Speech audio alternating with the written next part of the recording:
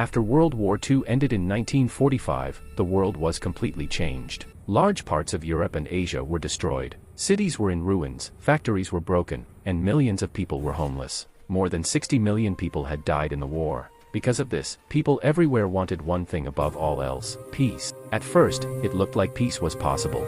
The countries that had fought together against Nazi Germany were now celebrating victory. But behind the celebrations, new problems were already forming.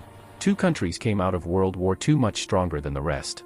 These two countries were the United States and the Soviet Union. Most other nations were weak, poor, or damaged. This made the United States and the Soviet Union the two most powerful nations in the world. Even though they were allies during the war, the United States and the Soviet Union never fully trusted each other. This mistrust did not appear suddenly. It had been building for many years. The biggest reason for this mistrust was ideology. This means the way a country believes society should be organized. The United States believed in democracy and capitalism. In democracy, people choose their leaders through elections. In capitalism, people can own businesses, earn profits, and make economic choices freely. The government has limits, and individual freedom is important. The Soviet Union believed in communism. In communism, the government controls major industries and resources. Private ownership is limited or not allowed. The goal was to create equality by removing rich and poor classes. But this system also gave the government strong control over people's lives. Both sides believed their system was the best, and more importantly, both sides feared the other system. The United States feared that communism would spread to other countries. They believed communism would destroy democracy and freedom. The Soviet Union feared that capitalism would surround and weaken them. They believed capitalist countries wanted to destroy communism. This fear became stronger after World War II because Europe was weak. Governments had collapsed. People were hungry, unemployed, and desperate. In such conditions, extreme ideas can spread easily. The United States wanted to prevent communism from spreading in Europe. So they created a plan to help rebuild European economies. This plan was called the Marshall Plan.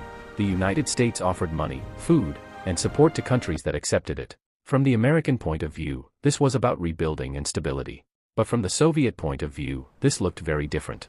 The Soviet Union believed the Marshall Plan was a way for the United States to control other countries using money and influence. Because of this fear, the Soviet Union rejected the Marshall Plan. Not only that, they forced Eastern European countries to reject it as well. This decision created a clear division in Europe. Western Europe moved closer to the United States. Eastern Europe came under Soviet influence. This was the beginning of what later became known as the Iron Curtain. Another major reason the Cold War started was security. The Soviet Union had been invaded many times in history.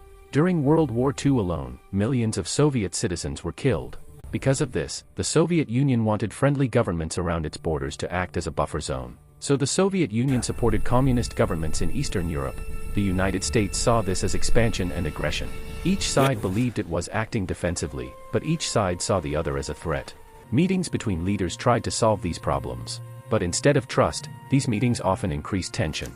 Promises were unclear. Misunderstandings were common. And suspicion continued to grow. Another powerful factor was military strength. At the end of World War II, the United States had nuclear weapons. These weapons were unlike anything the world had ever seen. They could destroy entire cities in seconds. The Soviet Union feared this power, so they rushed to develop their own nuclear weapons. When they succeeded, a dangerous balance was created. Both sides now had weapons that could destroy the world. Because of this, a direct war became too dangerous. No one could win a nuclear war. This fear stopped open fighting, but it increased tension even more. Both sides prepared for war while trying to avoid it. Military alliances were created. The United States and its allies formed NATO.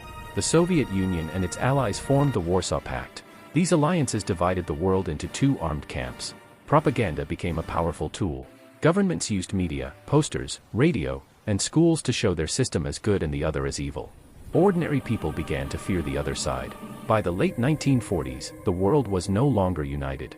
It was divided by ideas, fear, and power. This division did not lead to immediate war, but it created constant tension. This long period of rivalry, fear, and competition became known as the Cold War. It did not begin with guns or soldiers fighting. It began with fear, mistrust, broken alliances, and opposing visions of the future. And this Cold War would shape global politics, wars, and lives for more than 40 years. If you want to understand what happened next, subscribe for the next part.